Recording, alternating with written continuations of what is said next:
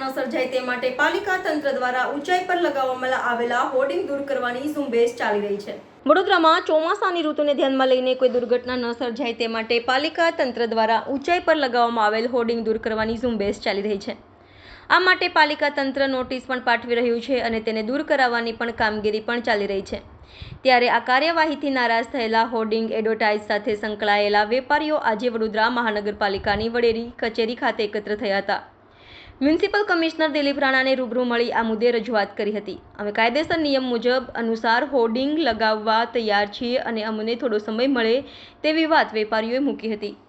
Advertise એજન્સીના સંચાલકોએ કરેલી રજૂઆતના આ અંગે મ્યુનિસિપલ કમિશનર દિલીપ રાણાએ શું કહ્યું સાંભળો। અમે વડોદરા કોર્પોરેશન તરફથી જે હાઈ એડવર્ટિઝમેન્ટ બોર્ડ છે, જે હોર્ડિંગ્સ છે, એને અમે પહેલાં 3 દિવસની નોટિસ આપી છે। એના 10 દિવસ પછી પાછી 5 દિવસની નોટિસ આપી છે। એટલે જેટલી હાઈટ ઉપર જે મોટા એમના હોર્ડિંગ્સ છે એ ઉતારવાનું કીધું છે। સાથોસાથ વડોદરા કોર્પોરેશન પણ જેટલા હાઈ હોર્ડિંગ્સ છે એને ઉતારવાની કામગીરી ગતિમાં છે। ઘણા બધા હોર્ડિંગ્સો ઉતારી પણ દીધા છે આજની તારીખે। કોઈ અકસ્માત ન થાય એટલા માટે જે નિયમ પ્રમાણેના હોર્ડિંગો એટલી રાખવાનું એમને મેં પુનઃ એકવાર વિનંતી કરી છે। એમને 2 વાર નોટિસ પણ આપી છે અને આપના માધ્યમથી પણ હું એમને કહું છું કે જે હાઈ હોર્ડિંગ્સ હોય એ ઉતારે નીચે અને કોઈ અકસ્માતનો ભોગ ન બને એટલી માટે એમને ઉતારવાનું મેં કીધું છે। એમણે રજૂઆત કરી કે અમને 10 દિવસનો ટાઈમ આપો, અમે GDCRના નિયમ પ્રમાણે કરશું। તંત્ર એમની સાથે છે, એમની જોડે રહીને ઉતારવા માટે સહમત છે। 10 દિવસમાં બધા ઉતારી લે એવી અમારી એમને વિનંતી છે। આજે અમે વડોદરા મ્યુનિસિપલ કમિશનરને મળવા આવ્યા હતા।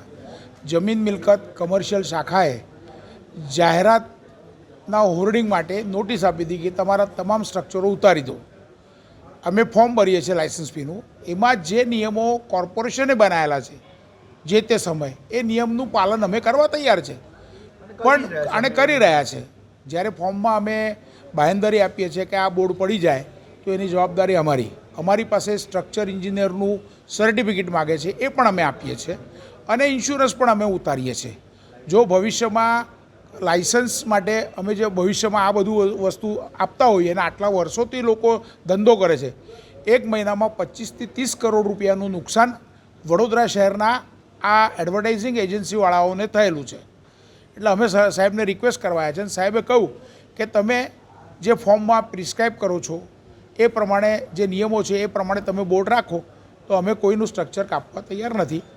આમ પ્રશ્ન અમારો અને એવી બાંહેધરી એમને આપેલી છે। એટલે અમારું માનવું એવું છે કે અમે અમારા રીતે નિયમો પ્રમાણે બોર્ડ છે કે નહીં એટલી ચકાસણી કરીને કામગીરી કરીશું। કોર્પોરેશનવાળા એનાથી દૂર થઈ જશે।